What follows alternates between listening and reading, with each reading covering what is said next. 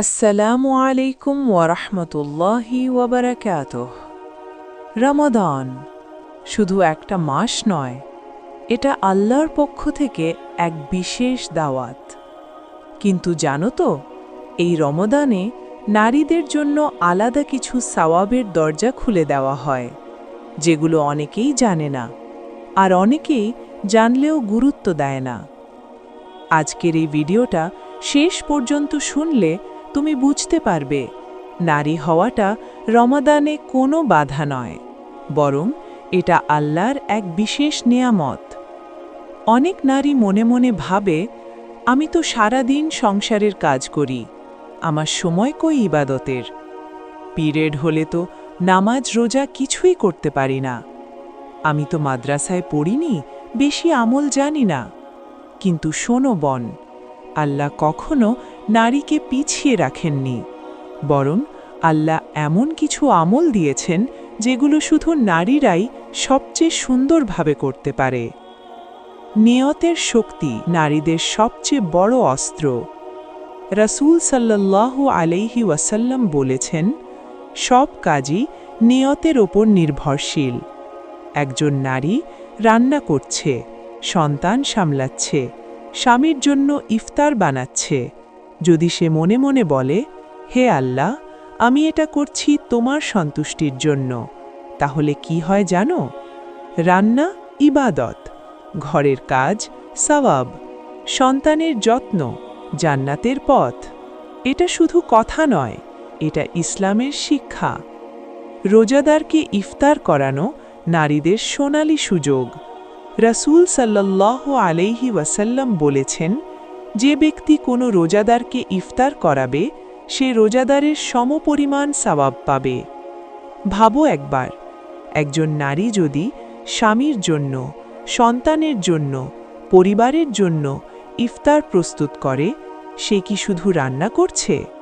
না, সে আসলে একাধিক রোজার সওয়াব জমা করছে। একটা খেজুর, এক গ্লাস পানি, এইটুকুও যথেষ্ট। পিরিয়ড চলাকালীন এই জায়গায় এসে অনেক নারী ভেঙে পড়ে। আমি তো নামাজ পড়তে পারি না, রোজাও রাখতে পারি না। কিন্তু শোনো, আল্লাহ নারীদের এই অবস্থাতেও খালি হাতে ফেরান না।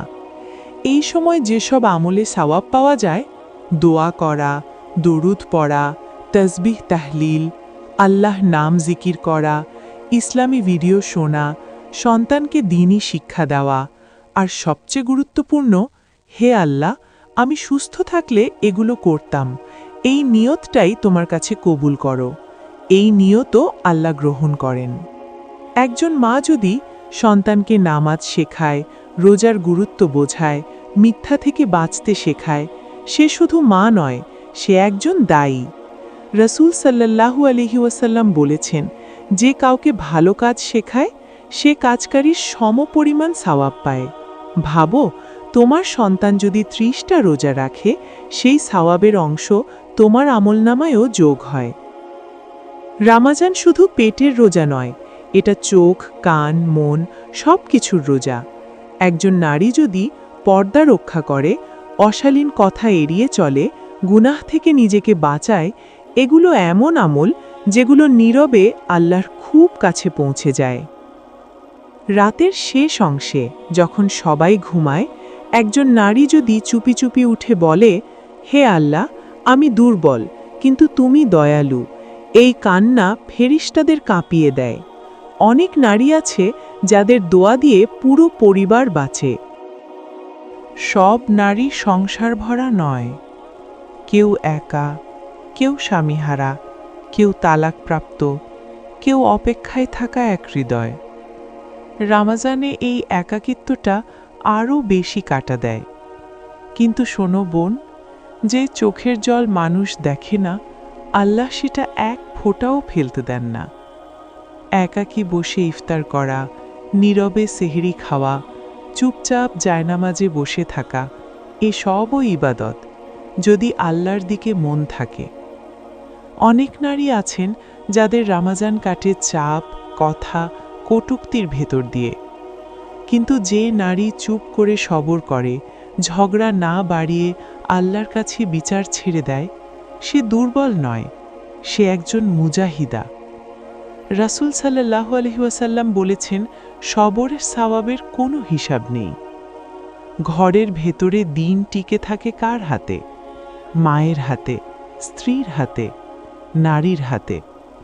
একজন নারী যদি ঘরে কোরআনের আওয়াজ চালু রাখে, সন্তানকে রমাজান ভালোবাসতে শেখায়, গুনাহের পরিবেশ কমায়, সে একা একা একটা প্রজন্ম বানিয়ে ফেলছে।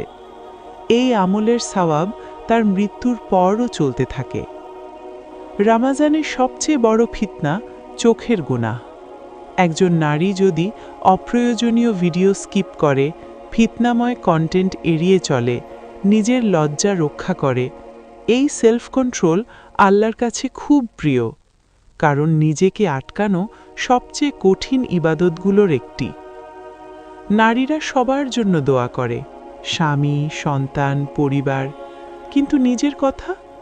রমাজানে আল্লাহ বলেন, তুমি আমার কাছে কি চাও? নিজের জন্য চাইতে লজ্জা করো না।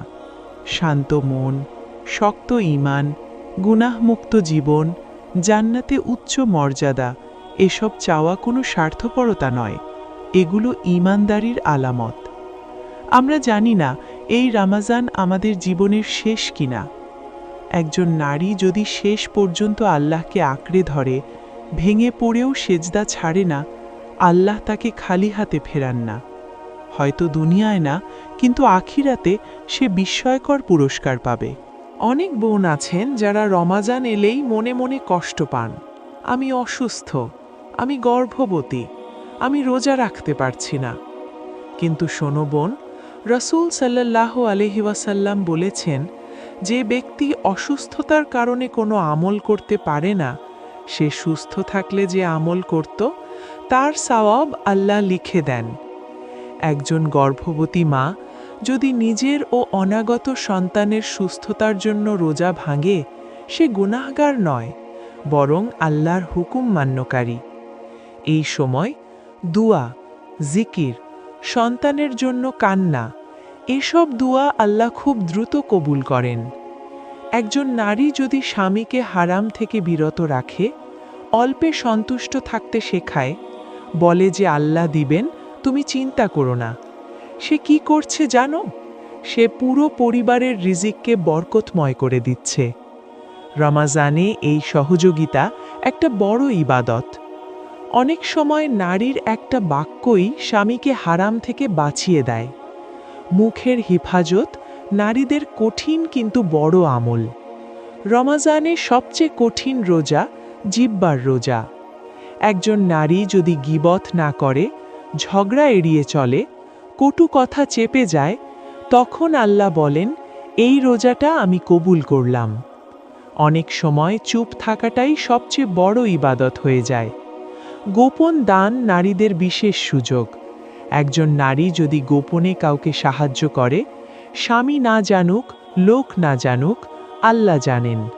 একটা সামান্য টাকা, একটু খাবার, একটা কাপড় গোপনে দিলে এই দান কিয়ামতের দিন ছায়া হয়ে দাঁড়াবে। রমাজান শুধু নেওয়ার মাস নয়, এটা ছেড়ে দেওয়ার মাস।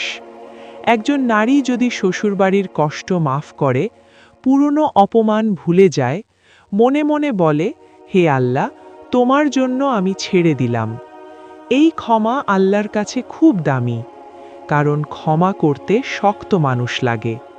লাইলাতুল কদর 1000 মাসের চেয়েও উত্তম। নারীরা যদি শেষ 10 দিন বেশি জিকির করে, বেশি দোয়া করে, অন্তরটা পরিষ্কার রাখে, তাহলে আল্লাহ এমন সওয়াব দেন যেটা কল্পনাও করা যায় না। প্রিয় বোন, তুমি যদি মনে করো আমি শুধু একজন সাধারণ নারী, তাহলে জেনে রাখো, জান্নাতে যাওয়ার সবচেয়ে সুন্দর রাস্তা অনেক সময় নারীদের হাত দিয়েই যায়। এই রমাজানে সিদ্ধান্ত নাও, আমি ছোট হলেও আমার নিয়ত বড় হবে। আল্লাহ আমাদের সবাইকে এই রমাজান থেকে বদলে যাওয়া মানুষ বানিয়ে দিন। আমিন।